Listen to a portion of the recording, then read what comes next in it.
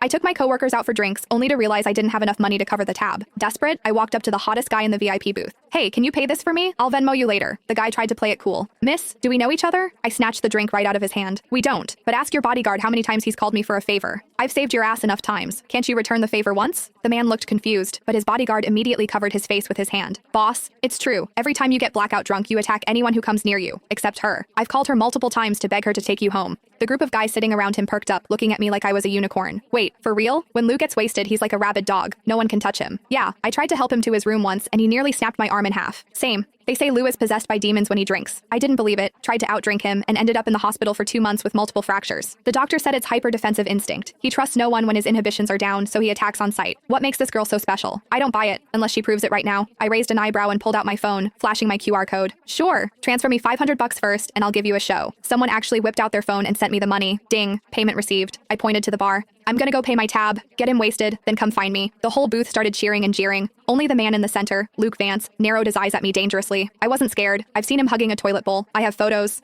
Look at him now, sitting there like a king in his VIP booth, all elegant and refined. A total fraud. I'd already seen him at his worst. I paid the bill and sent my coworkers home. Then I walked back to the booth. Hey, I took the 500. I had to deliver the show. Luke's friends were trying their hardest to pour drinks down his throat, but Luke wasn't having it. He grabbed my wrist, dragged me out of the club, and shoved me into his Maybach. Slam. The door shut so hard the car shook. Like a shaken soda bottle finally popping its cap. I rubbed my nose. Hey, it's not my fault you only trust me when you're drunk. It's annoying for me too, you know? It all started 6 months ago. I was leaving work late when I saw a guy sprawled out in the middle of the street using a city bike as a blanket. It was hilarious. Being terminally online, I had to take a video. But when I got closer, damn, what a face. Too bad he was wasted, reeking of alcohol. He was muttering about being thirsty. I took out my water bottle and poured him a cup. He was surprisingly obedient, gulping it down. I tried to wake him up. Hey, you can't sleep on the street. Where's your phone? I'll call your friends. He ignored me, snoozing away on the asphalt. I had no choice but to pat him down.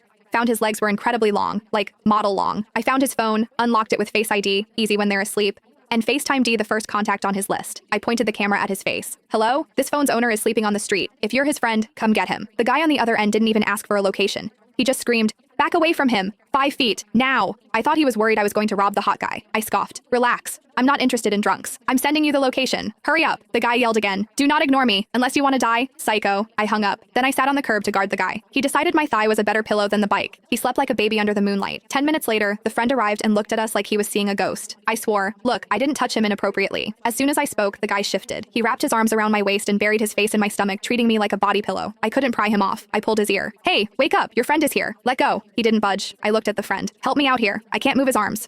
The friend stood 5 feet away, refusing to move. I was pissed. Why are you just standing there? He said, I don't want to die. Me. What? The guy explained he wasn't a friend, but a bodyguard. He pulled his car up, parking exactly 5 feet away. You have to get him into the car. Are you